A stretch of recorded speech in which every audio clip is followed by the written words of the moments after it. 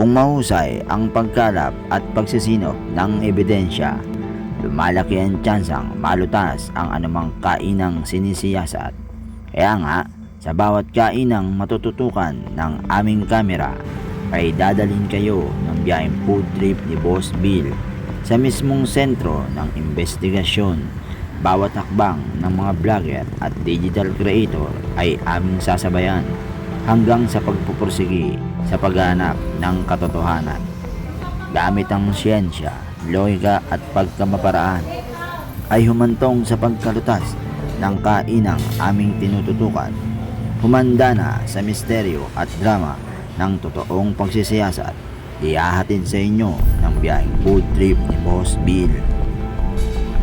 Sa pagpapatuloy, tumulak na ang aming team upang puntahan ang nasabing establishmento upang matikman kung talaga nga bang masarap ang pansit gabagan dito, at humingi na rin kami ng tulong sa katabing pulisya upang maprotektahan ang bawat mga kumakain dito.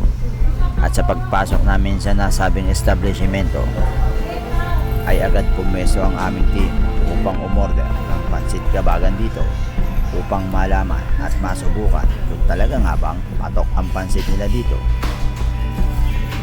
Sundan ang mga susunod pang tagpo. Sa pagpapatuloy, nang dumating na ang aming order ay agad nilantakan ng aming team ang naturang pansit gabagan upang matikman agad ang nasabing pansit kung talaga nga bang napakasarap nito. Ano nga ba ang aming masasabi dito?